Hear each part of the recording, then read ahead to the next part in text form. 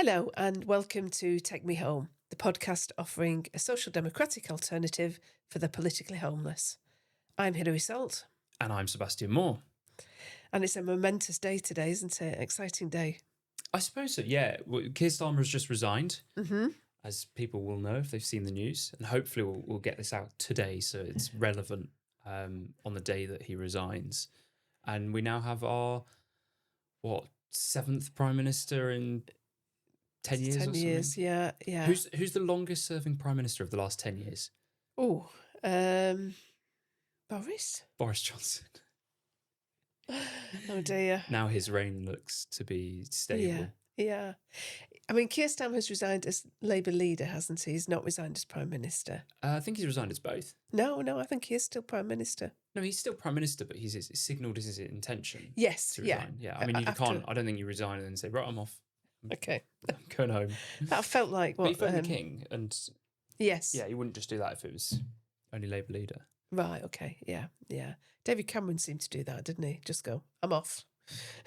Yeah, I don't remember, actually. Was referendum. Did he hang around? I don't remember. It's weird because I think growing up, I was born in 96. Obviously, Blair, I don't remember anything before Blair. And that was quite a stable period. It was. Blair was in power for 10 years. And then it felt like, Cameron's reign was quite stable until the Brexit referendum. Mm-hmm. And obviously that was kind of like the touch paper that just changed everything. Absolutely. And we're still dealing with the fallout and still in this political crisis that nobody can seem to negotiate. Correct. So I think we're assuming that Andy Burnham will be our next Prime Minister, aren't we? Although I don't think that's guaranteed. There may well be a challenger. It will be Andy Burnham. It is guaranteed. Okay. I mean, I don't want to... There might be some Labour MPs that are thinking, there's a democratic process. We should have the chance to challenge. But realistically, I think we accepted this and we said it on the podcast that if Andy Burnham won Makerfield, which he did last Thursday, the by-election near us, then he would be the next Prime Minister. Yeah. I think that's pretty obvious. I've said the last few days, I said there's not going to be a leadership election. I really think that they will coalesce around Burnham, and there'll be internal arguments made about the fact that it will look, we need to put a united front out there so that we can have our best chance of defeating reform. Streeting will be offered a top job. I reckon Foreign Secretary. That's the standard one, isn't it? When you want to get rid of your political rival, you give them Foreign Secretary, which is a prestigious job. Yeah. But then they've got to go off around the world. You don't have to see them. Yes. Well, we'll put that to the test, I guess, over the next few weeks and months. So the question then, and I think this is kind of what you want to talk about, is what is facing Andy Burnham when he becomes Prime Minister, and what will his leadership look like? So the big question, which is on lots of people's lips this morning now, is where does the Burnham versus the markets battle end up? So you remember that last year he wrote an article which said we shouldn't be in hock to the bond markets, and lots of people criticised that, and then he kind of backtracked a bit. He also at one point said he didn't really agree with the fiscal rules. He was going to rip those up. And then he said he was going to obey the fiscal rules.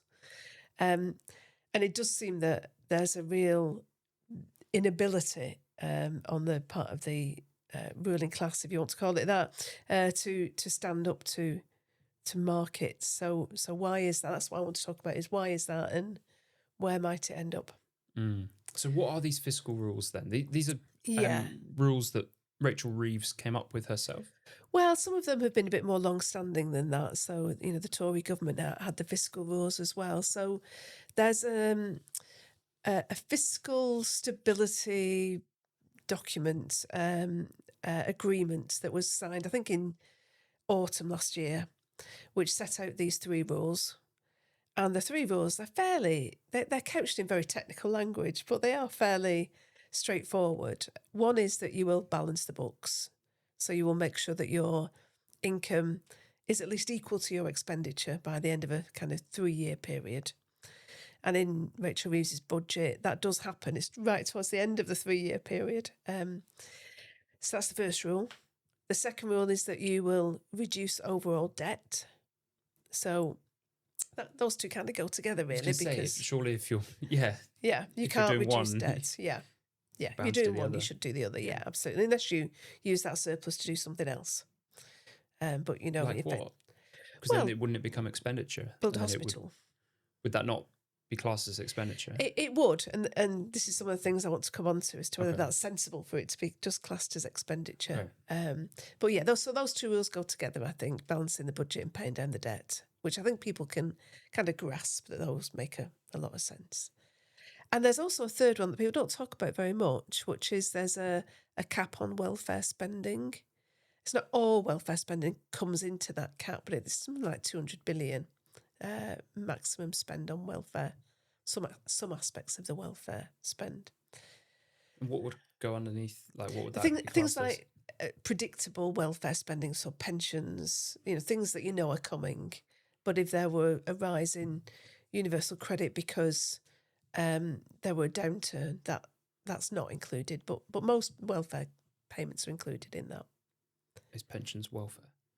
Well, that's a good question. Yeah, I mean, I would argue that pensions are an entitlement that you've built up by paying your national insurance contributions, but they're under the welfare budget, you might say. So those are three fiscal rules. Why do we have those fiscal rules? Well, partly because markets would object if we don't. And I think you might remember some of these numbers from when we did the videos on the budget earlier this year. So, was it last year? Last year. That was last year, wasn't it? Yeah. November, I think. Yeah. So we spend about 125 billion on servicing our debt. Yeah, just explain that for Yeah. people if they're not aware. So we owe the total amount that we owe because the government has borrowed that money from the markets. And our total borrowing is something like 95% of GDP. So it's just under 3 trillion. I was going to say billion then, 3 trillion. Our GDP is just over 3 trillion. So those things are quite close to each other. That's our total GDP. And what we do to borrow that money is the government issues a bond, we call it gilt, that goes on the market and people buy that gilt. And then the government... IOU. It's an IOU. Yeah.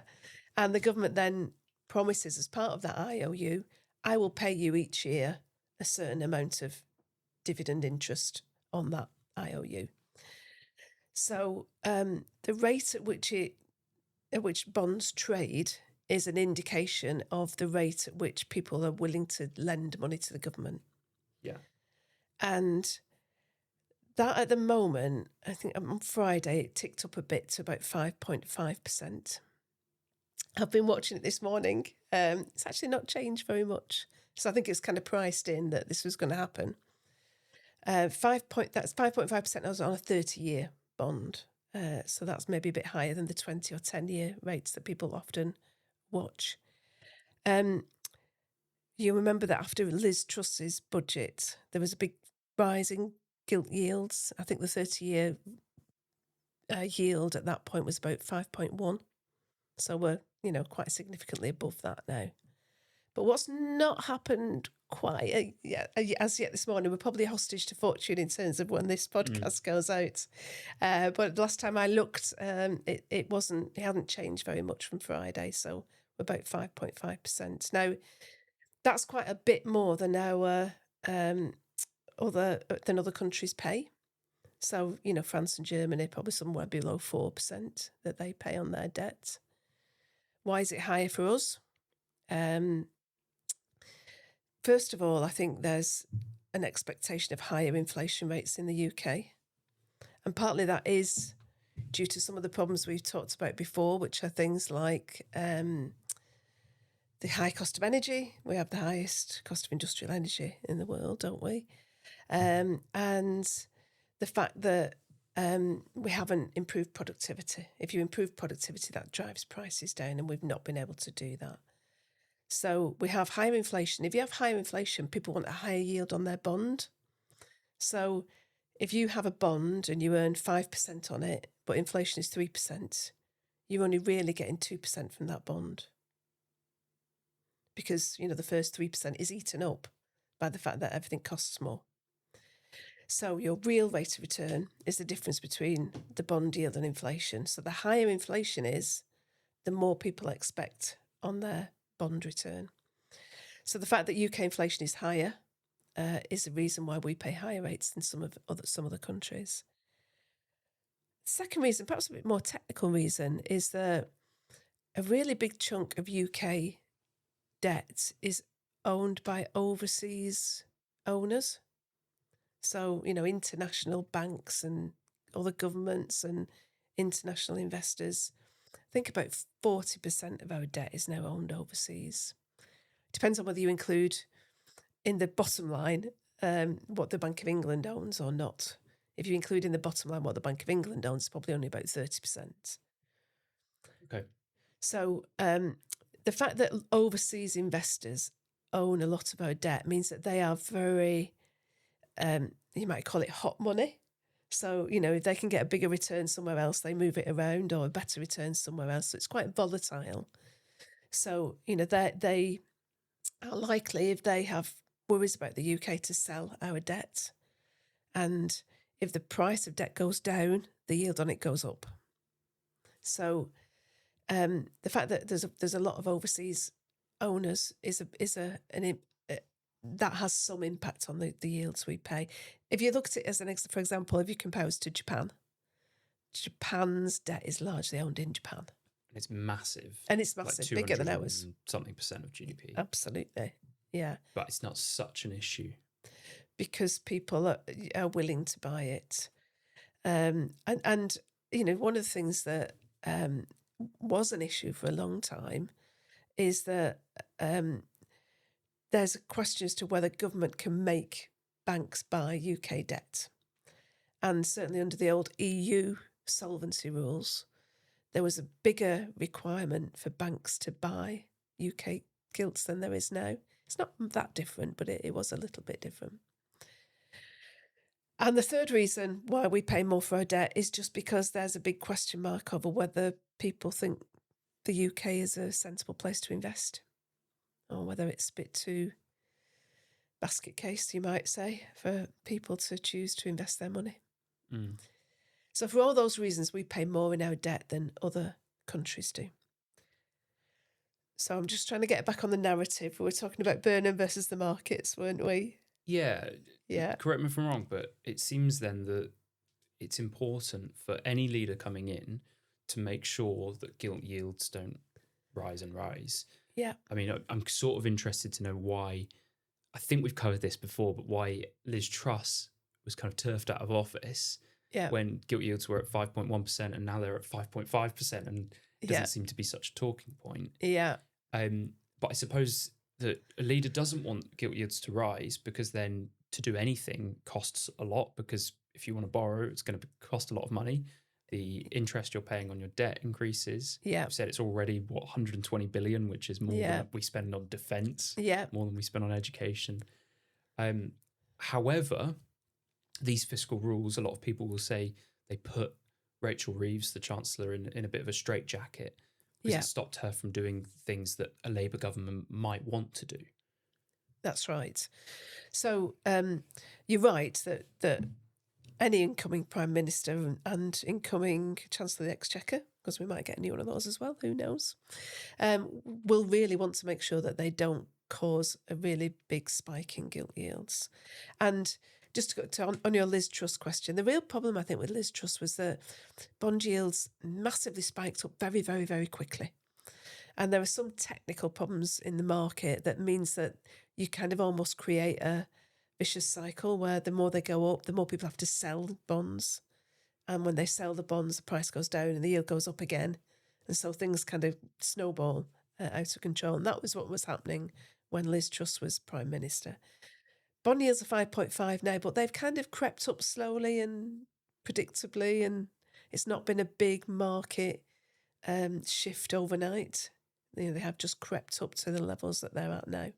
So I think that's why it's not been as big an issue as it was when Liz Truss was in office. But you're right that it's a big question for any incoming set of politicians? How do they handle all this? And I do think there are ways that you can. I'm not saying Andy Burnham should come into power and just spend, and spiral markets out of control. That's absolutely not what you want. But I do think there are ways that you can build a narrative that says that there are some ways in which you can spend that are productive long term and will help the country, rather than just limping along as we are now. So this is where it gets a little bit technical. But at the moment, a lot of the fiscal rules and the OBR analysis, the Office for Budgetary Responsibility analysis, is based around a measure that's called Public Sector Net Financial Liabilities, PSN. Public Sector Net Financial Liabilities, PSNFL. It doesn't quite trip off the tongue, does it? No. Now, that's a bit of it's always seemed to me that that's a bit of an odd thing to measure. So, to give you an example of why it's odd, if government were to borrow £10 billion, say, and use that to build housing, let's say, £10 billion worth of housing, what that would do is it would add 10 billion to the measure, the Public Sector Net Financial Liabilities measure. But the £10 billion of assets that you as a government hold in housing doesn't affect the balance sheet. So in other words, that doesn't affect the way that the market looks at you as a country. Now, that's a bit odd, because if you were a company and you did exactly the same thing, let's say it was probably a bit smaller, but let's say you're a company and you borrow £10 million worth of bonds, corporate bonds rather than government bonds. So you issue a bond, you've got £10 billion in the bank. You've got a liability of £10 billion. That's balance sheet neutral, because you've got £10 billion in cash, £10 billion on your balance sheet is a liability. Those cancel each other out. If you then use that £10 billion to build something, a factory or even housing, if you're a housing developer, that's still balance sheet neutral, because you've got 10 billion liability and you've got £10 million asset. And it's really odd that when you're looking at government, those same rules don't apply. So the way you would look at that, one of the ways that you assess the value of a company is you assess what you call its covenant. So, its ability to repay its debts. And you would say that borrowing £10 million and having an asset worth £10 million is probably positive on your covenant, because in terms of the money's cancelled out, but you've now got an asset that's going to generate you income. And as long as you're generating income that's more than the interest you're paying on the debt, you've actually made the company worth more. You've strengthened its covenant. So why does that not work the same way for governments? Go on, you put your hand up. You have a question. Question at the back. I've got maybe an answer. Is it that when you give the example of housing, it's very complementary to the metaphor of business, because we can sort of value a house very easily and say it costs this amount to build a house, this is what the market value would be. Whereas governments do things which normal businesses wouldn't do, and there's not a competitor. And so we were talking about HS2 a while back. If you put 100 billion into HS2, I mean, what's the value of HS2? What's the value of that track? You can't just sell it as a government. That's not, an asset in the way that a business would have an asset that they could just sell. Is that part of the answer? Possibly, but businesses build infrastructure and then they have it on their balance sheet. Our water companies, when they build a reservoir, that reservoir's on their balance sheet. They don't say it's not worth anything now. And is it on their balance sheet for the amount of money that they put into it? Well, as long as they built it in a way that it was worth that. But is that the problem? Because with something like HS2, because this is what I was thinking right from the start when you said about, we were talking about this right at the start. You said about spending money on something that's actually worth something rather than just, wasting money. Yeah. But the problem is within a project that might seem like, I would say, infrastructure, railways spending, that's a brilliant use of money. Yeah, And yet some of that will go to a planning application that's 3 miles long. that's true. Literally, if you printed it out, that's how long it goes on for. 100. I'm trying to think of how much they spent now. I want to say it was 100 million on the Bat Tunnel. I might be way out, but a lot of money on Yeah. something like the Bat Tunnel. Yeah. Some of that could be just completely frivolous spending, and it's all tied into a wider project that's hard to sort of distinguish. That's true. And I think there are some, I mean, I used the example of housing. There's some specific issues on housing. So if you're government or if you're a local authority and you own housing, you have to sell it to a tenant under a right to buy scheme, and you suddenly lose that asset, so you no longer have it. So, I think you do. That's in my argument a good argument for state ownership. That you shouldn't be giving away state assets. You should be able to have those assets on your balance sheet. And I mean, you're suggesting that it's not easy to value infrastructure, and to some extent that's true. But the way that generally a business would value that is how much income can I generate from it. They wouldn't look back at what did we spend on the Bat Tunnel. They would look forward at what can we charge customers to travel on this line, and what kind of an income will that produce for us, and is that more than the cost of the borrowing? And that would then add to the value of your business. But I suppose it's not a direct relationship like that of the business and customer one. And something like HS2, the government would argue, even if it's not going to pay for itself in rail fares, it will in economic growth in different parts of the UK. So it becomes much more complex, right? It does. I mean, I'm not saying these things are easy to value, but somebody who agrees with me that maybe there's better ways to do it is the IMF. Okay. I thought you were going to say Andy Burnham, but okay. Yeah, possibly he does as well. But the IMF, the International Monetary Fund, yeah, which does a lot of comparisons across different countries of how they how they assess their economy, and they say that they prefer measures that look at public sector net assets, so that look at, in that example I gave where you spend £10 billion building houses, you would look at the value of those houses as part of the balance sheet, the overall balance sheet of the country. And so you wouldn't say that, spending £10 billion on building houses makes you £10 billion worse off as a country. They would say that's neutral.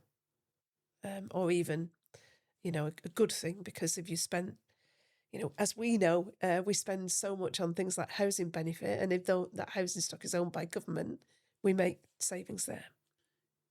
Would it lead to a government potentially making some claims like, we've spent £100 million on this anti-racism campaign, and that's an asset that goes on the books? Yeah, so I think you've got to be robust in your measurement of these things.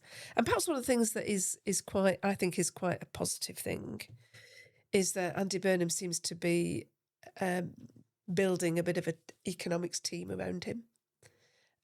So do you remember Andy Haldane?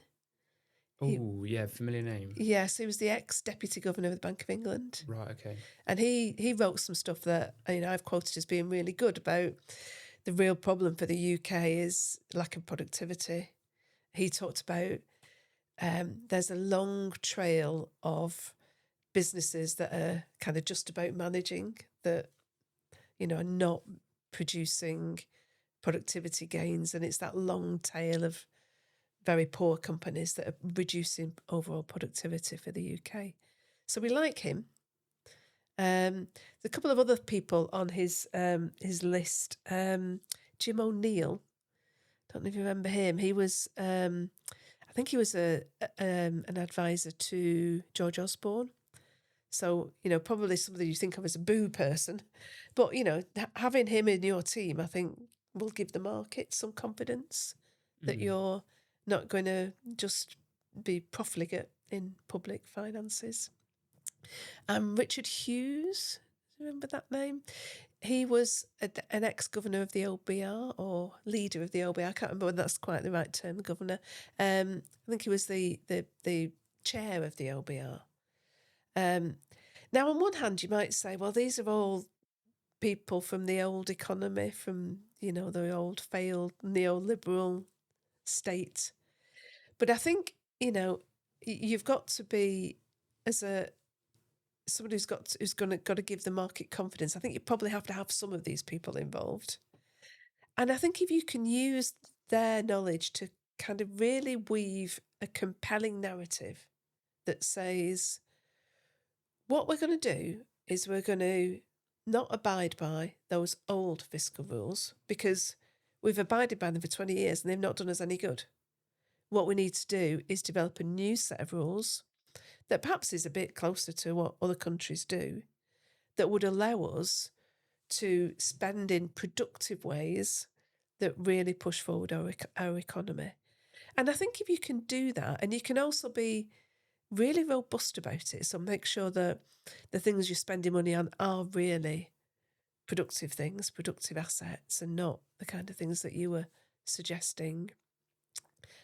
I think, you could persuade markets that you're heading in the right direction, while still at the same time creating space to do some of that perhaps innovative stuff that would allow us to start pushing forward infrastructure and, building the economy. And therefore breaking the fiscal rules as they're currently laid out, but reassuring markets and giving them confidence that you have an idea of what you're doing with the economy. Exactly. Okay.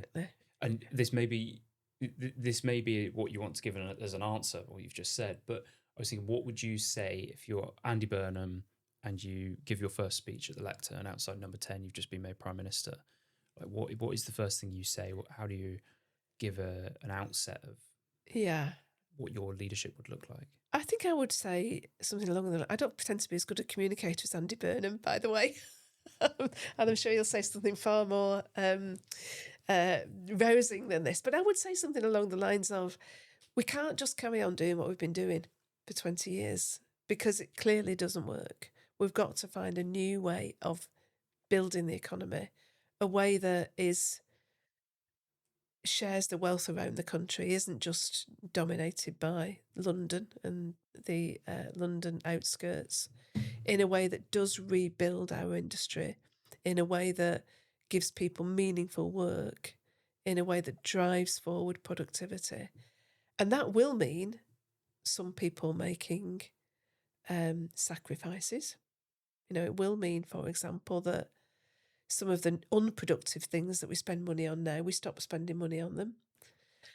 It will mean being clear about the fact that we need a functioning economy, which, for example, makes use of our North Sea oil, builds nuclear power so that we have affordable power to build industry and to heat our homes. And that does mean a paradigm shift from where we are now. And that will mean winners and losers. But we've got to have a national debate and a discussion that allows us to really cohere around a new man on the moon kind of almost mission that perhaps is that every person will have an affordable home. I mean, I could get on board with that. I think that's a really good answer. I was going to give my answer and now I don't want to. Mine wasn't as articulate as that. Oh, well, that's good. I'm sure Andy will be working on it on the train down to London. Do you know what I think he should say, regardless of policy position? And you set out a really good sort of, I would say, and us as Social Democrats, members of the SDP, we sort of believe in those policy principles which you laid out. But I'd say forgetting policy, I think what he should say is his first thing is this merry-go-round of leaders coming in, having a crack and then leaving, this charade that British politics has become, this ends now. Great. Right? That would be like, wow, okay. And make it clear that he's not in this for the prestige of being Prime Minister and for the status, and then to do it for a year and sort of go, okay, now I'll go and get a fancy private sector job, but that he really wants to turn the country around.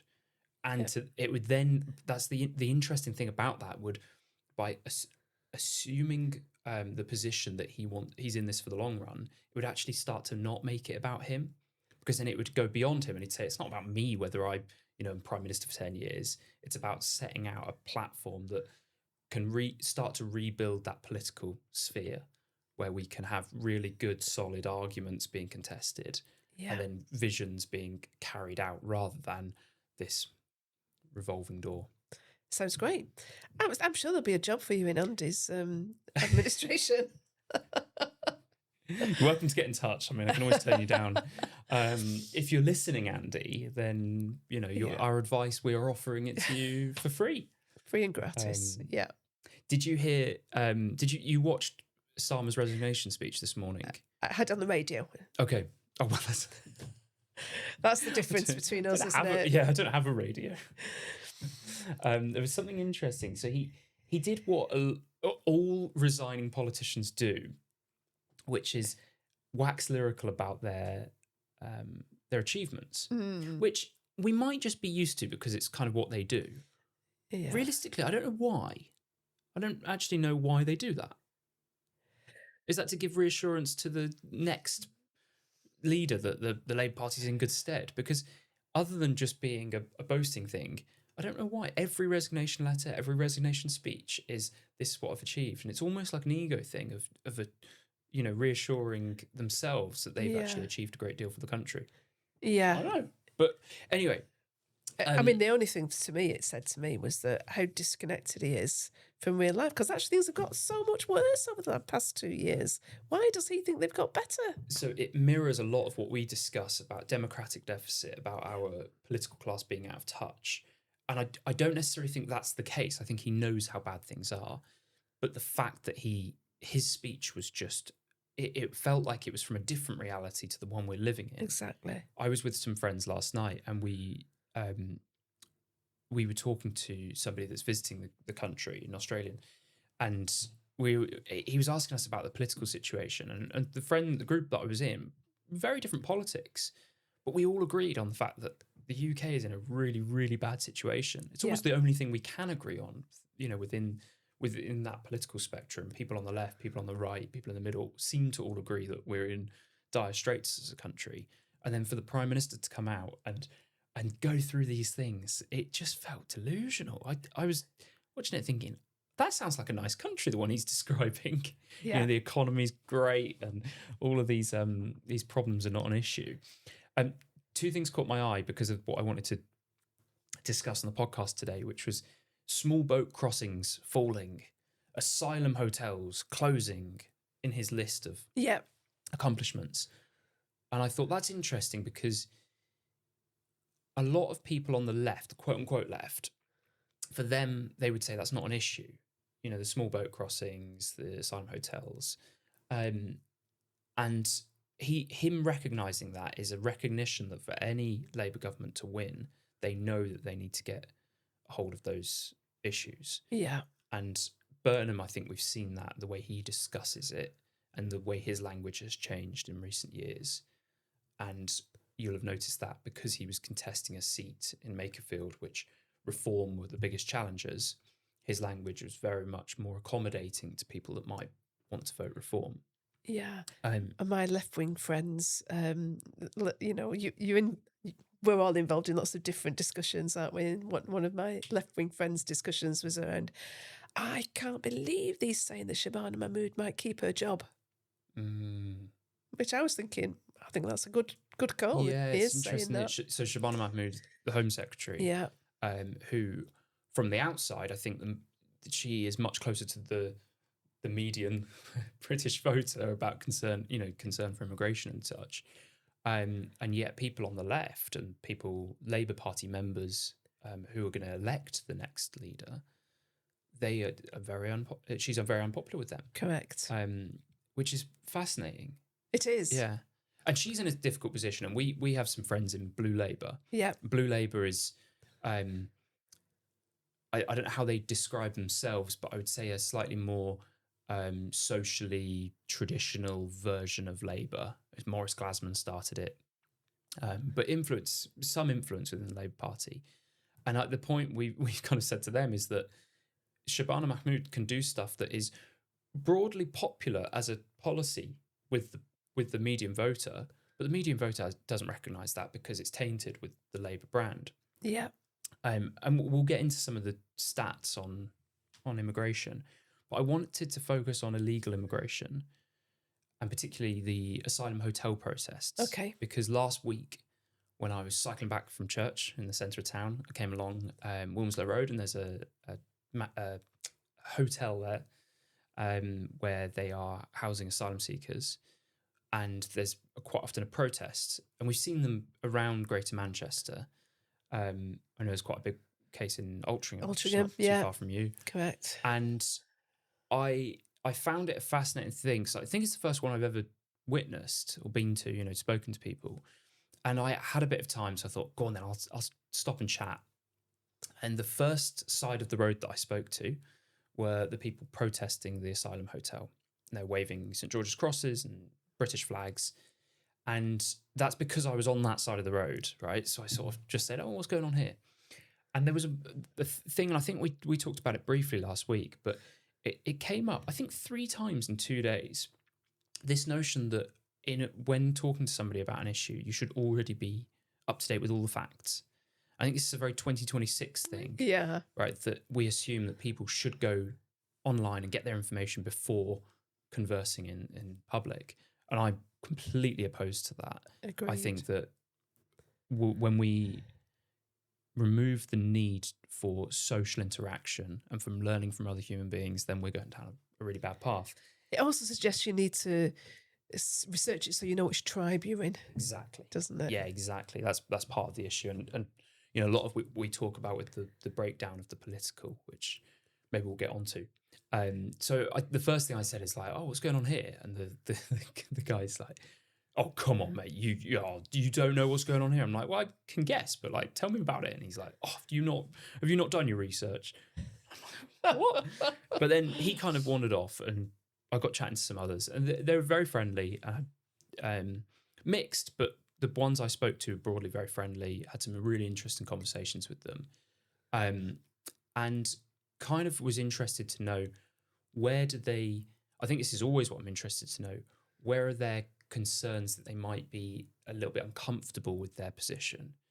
And particularly I wanted to know because whilst I agree with some of their concerns about illegal immigration, I find the idea of protesting at an asylum hotel quite unsavoury. Perhaps I'm just too soft. But I'm aware of the fact that there will be quite vulnerable people amongst those asylum seekers, and to be met with this protest outside, that doesn't make me super comfortable. So I chatted to them for probably half an hour or so, and then thought, I really need to go across to the other side of the road. And on the other side of the road, there was a much larger group of people, mostly in a line, sort of blocking the hotel. And they were all but one person out of the 30, 40 people had masks or I hate that. Yeah, balaclavas on. Yeah. Which I found really intimidating. Yes. They were flying mostly Palestinian and pride flags, with one guy right at the far end flying a St George's cross with refugees welcome written in the middle. And I said this to both sides, and I sort of said the same things, interesting to both sides, and the same challenges, that the first side I spoke to was less intimidating because they didn't have their faces covered. Yeah. They're flying the flag that represents me, yeah, the Union Jack, that is the country I belong to. And the other side were a lot more intimidating, and they had signs, and they generally weren't being vocal. And I will say that the first side were much more abusive in the sort of shouting across at the people that were blocking the asylum hotel. And I spoke to them for a bit as well, and tried to. The guy with his face uncovered was the only one that wanted to speak to me, and yeah, it was interesting, and I think it fits in with a lot of what we've been discussing recently, which is that it's mostly vibes. Yes. A lot of it's vibes, and I think if you get underneath that and start to break it down, you can see that there's good reasons why both camps are there. That's the contestation that I will make, because the second camp, the one that are blocking the asylum hotel, they are believing that they're standing up against racism, and I honestly think that I am opposed to racism. if I believed, and I genuinely think that they believe that they're standing up against racism, then they're doing the right thing. If that's what they believe, right? But if they are doing what they believe, why do they have to cover their faces? So I asked him about that, and he said, well, I'm black, so I'm already screwed. Um, but he said the others, what happens is these people on the other side of the road, the ones with the Union Jacks. And by the way, the Union Jack, there's this thing about it can only be called a Union Jack at sea. Do you know about that? Well, I think that's a bit. It's a bit pedantic. I think it is, and now it's apparently now you can call British Union flags Union Jacks. So I'm starting to get on board with that trend. Yeah, but yeah. I just don't want the pedants watching to go after me in the comments. And so he said that the people waving the Union Jacks, they would film the protesters and put it on social media and dox them. Do you know this term, doxing? Say who they are. Say who they are and where they live. But if they think they're standing up for the right thing, why should they care? And he said that employers will take issue with it. And I said, don't you think that the other side would care more about that? Yeah. And he sort of shrugged. I think that's nonsense. Yeah, I was surprised by that, and I do think that I do think if you're going to protest, you have to have your face uncovered. I agree, because it's like, well, if you're brave enough to go out and protest, and it is scary, yeah, right? yeah, then you should have your face uncovered. You should be brave enough to do that. Yeah.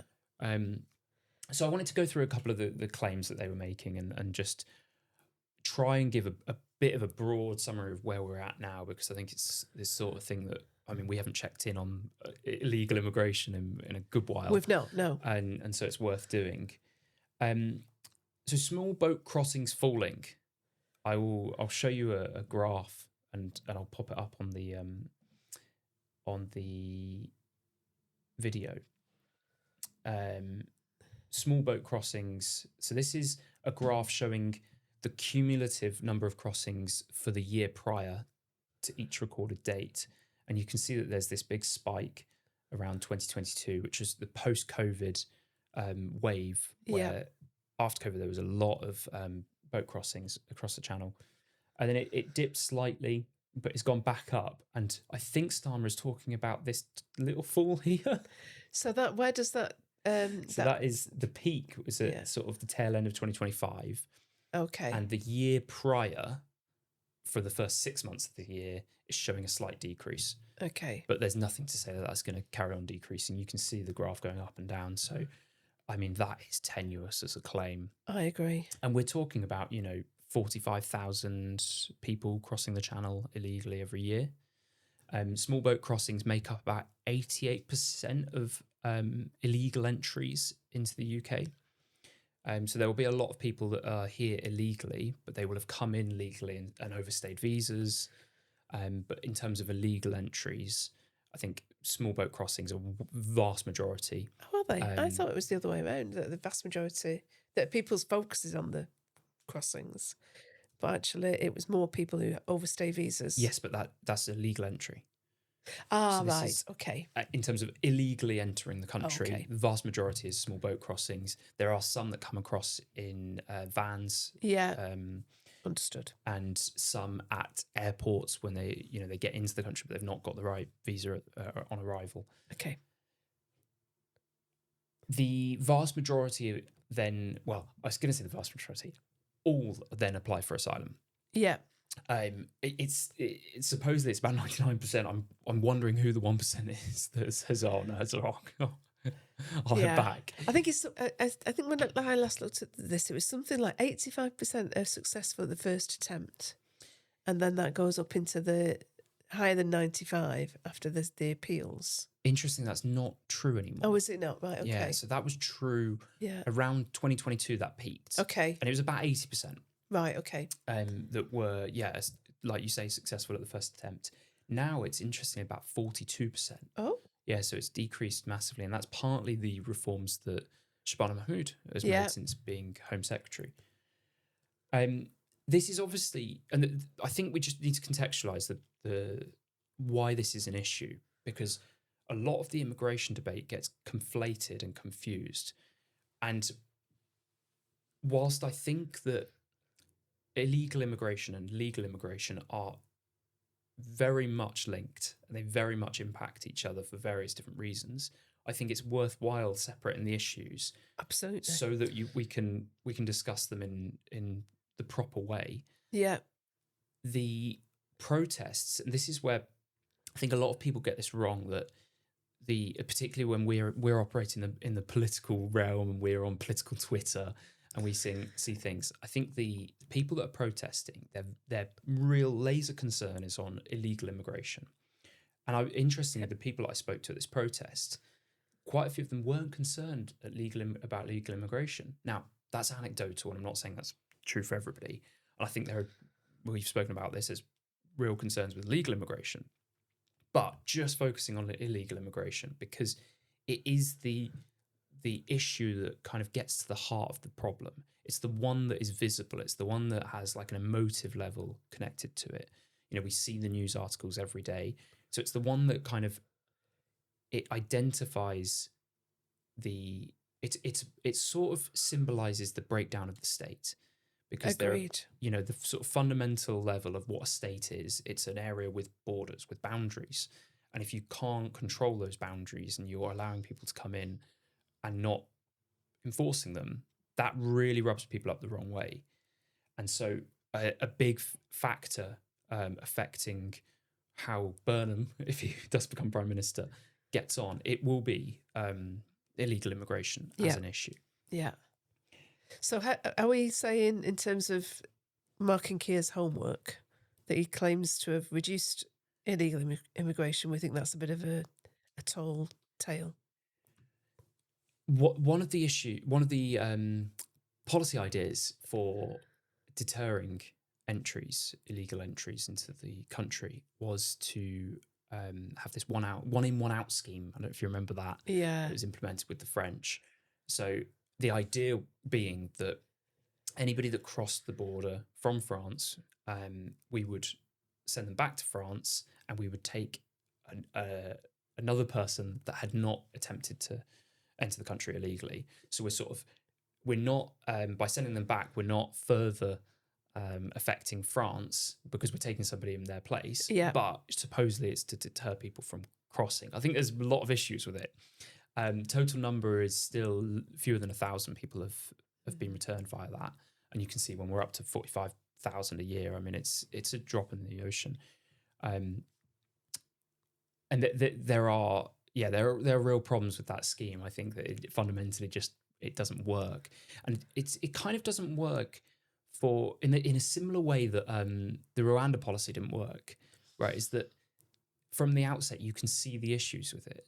My argument with Rwanda was always that you are not in control of that territory, so you don't get to say what happens to the people that you are sending there. Yeah. And that'll always be the breakdown. And you can have this, this agreement, but then we get back into sort of international treaties and, the sort of politics we've kind of left. And I mean, the UK, we've spoken about this before. I mean, SDP policy would be to create a detention centre on an overseas territory like Ascension Island, which the UK, we have that benefit of having these islands dotted around, and it would be doable. Yes. To do that. And by just saying and making it clear that anybody that crosses the border illegally is going to go to that detention centre, is not going to, be able to stay in the UK. You send that message, and it does create the deterrent. But the important thing with the deterrent is you have to be able to. You can't allow them to call your bluff. Exactly. Because if you say, "Oh, the detention centre is only it will only hold 500 people," then they know that that you can't. You're not serious. Yeah, you're not serious. Yeah. So you just have to be serious about the issue, I think. A lot of the claims from the asylum hotel protesters, a lot of people that are concerned about this issue, revolve around crime. Yeah. The problem is the police don't record immigration status when arresting people. Yeah. And I sort of thought, well, why not? Couldn't they do that? And it does seem like it's not as simple as you might think, because that is a Home Office, that's Home Office information, and there would be that difficulty of kind of contacting the immigration authorities every time they arrested somebody to find out. And it's changing as well all the time, someone's immigration status. So I don't know. That's perhaps perhaps there's a way of doing that, but I'm not sure if it's doable. I think there's a real problem. Certainly, I know from the Altrincham hotel protesters that there was an expectation amongst some of them that people were kind of being held in the hotel, and they kept wanting the police to make sure that they stayed in the hotel. And the police said, "Well, no, they're allowed to come out." And I think it's that kind of fundamental misunderstanding of what these asylum hotels are for Yeah, that is part of the problem. yeah. Certainly, the one in Altrincham is kind of between two girls' schools, and it's largely single men. And I think that's what made the community very nervous about it. So I wanted to do like a myth busting. I was going to lay out some myths, but we've already covered a few of them. So I'll bring them in when it's okay. suitable. But you mentioned that a lot of it is single young men. There is a fundamental problem that both sides have alternate facts. And you could say that statement about anything, literally anything within the realm of politics at the moment.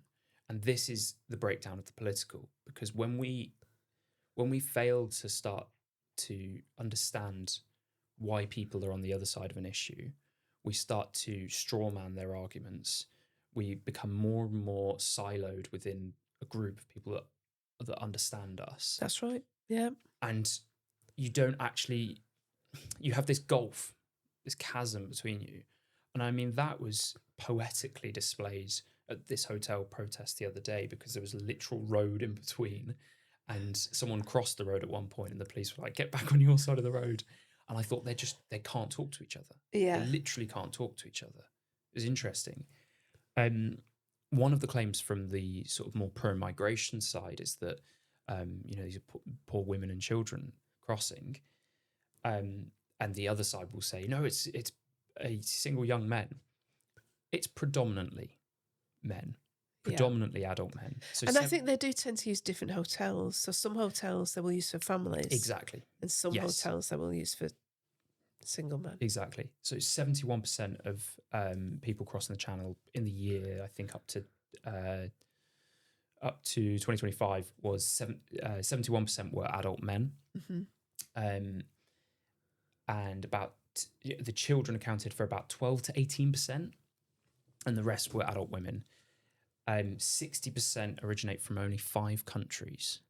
So Eritrea, Afghanistan, Iran, Sudan, and Somalia, which is interesting. And before, I think that was Albania, until they had that agreement, which saw their small boat crossing numbers decrease massively. So going back to crime, it's difficult to know how much crime is committed by asylum seekers. Now, the people at the protest were claiming that, I would say they were exaggerating the amount of crime committed. Now, I don't know because I don't have the numbers, but I'd be willing to go out on a limb and upset a lot of people by saying that most asylum seekers do not commit crime. And you might think that sounds, how could he possibly say that? I'd say that by thinking it through rationally, it would seem crazy for it to be anywhere near the majority are committing crime. Partly because if you're an asylum seeker, you're trying to fly under the radar. Yeah. You're trying to get into the country because it is so economically beneficial. That's why so many people are crossing the channel. You have access to a welfare system, which is, it's very pretty good. Much better than Eritrea. where you've come from. Exactly. Yeah. I'm losing my strand here. Sorry, what was I saying? You were talking about myth busting, and you're saying that people don't. How many people are single young men, and do they all commit crime? Yeah, so most don't commit crime is what I would say, and I don't have hard evidence to back that up. I think that would make sense. I think one of the things is there is no hard evidence. So exactly, there's a lot of discussion about you can use an evidence base to say which people are more likely to commit crime, but it's really difficult to actually do that, and there is no evidence base for that really. So partly because the police don't record people's status in crime statistics, but also partly because you don't know how many people are here in total. So there is a real issue with our population measurement, and partly because we don't, we intercept a number of illegal people coming into the country, but certain numbers we don't intercept. So when it's one of those actuarial things that I find people find it hard to grasp. If you say this many people committed a crime from this country, that doesn't tell you about how likely they are to commit a crime because you don't know the denominator of that fraction. And getting hold of that denominator is actually really, really difficult. Yeah. So there is not really an evidence base that you can use to measure and compare crime statistics in the UK across people from different countries. Here's the counter to that. Okay. You don't need a denominator, is my argument, because if the numerator is bigger than 1, in terms of the number of people that are committing crime, then you've got a problem. These are people that are entering legally, and I imagine you'd agree with this. There's an argument I've had with people that are suggesting, why are people focused on the levels of sexual assaults from asylum seekers compared to when the majority is going to be from white men? Is an argument on the progressive left, and I say because these are people that shouldn't be in our country anyway. So Yeah. any number is a number that didn't need to happen. Agreed. And there's been a lot of high-profile cases that have stoked tensions in regards to this. But that's not the same. Your argument, which is that even if there's only one, it's one too many. Yes. That's not the same argument as saying you can prove that these people are more likely to commit crime Exactly. than UK nationals, Exactly. which I don't think you necessarily can. One thing they do record then is nationality when it comes to incarcerations. And interestingly, so in the year, in the 2024 calendar year, 13% of cautions and convictions were given to non-citizens, and 12% of people aged 16 or over were non-citizens that year. So it seems like it tracks more or less the same number. Yeah. We have 10,000 foreign national offenders in our prisons, which is about 12%. Something like that, I think. I'm trying to remember the numbers. Yeah. So that's one thing we can measure, but we don't. Yeah. What we don't know is, are those the immigration status of the people that are committing crimes, and that's an issue. Yeah, yeah, and I think one of the things is that the people, if you look at crime statistics for the UK population, you will get a number across the population, but that will include young men, old men, young women, old women, children, pensioners, everybody. Now, if you compare that with crime statistics for a particular country of country's immigrants who are largely young men, you're not comparing light with light there. What you'd need to compare it with is the crime statistics for UK young men. And, because you're not doing the same comparison there, I think that's often quite misleading. So I'm really nervous around all these stats that people throw around. When you say, people have these different stats, I do think there's a lot of people who are choosing stats that don't necessarily add up. I think there was a Reform councillor came up with some number that was just absolutely, utterly made up. And nobody could find out where the number came from.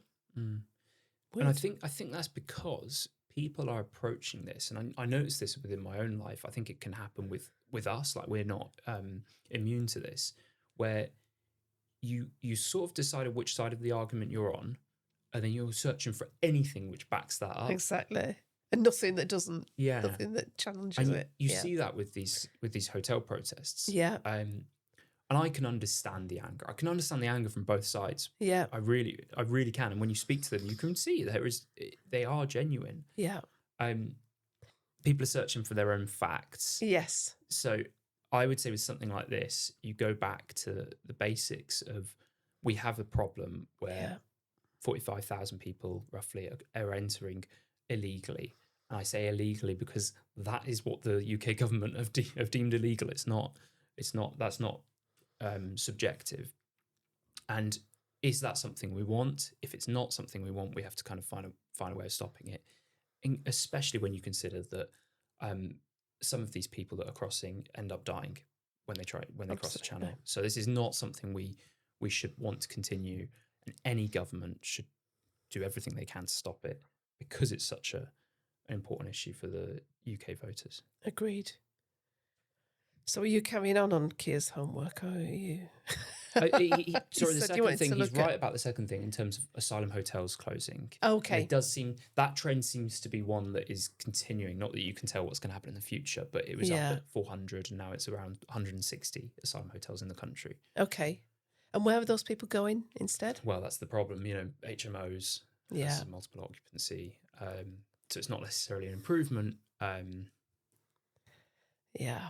Yeah.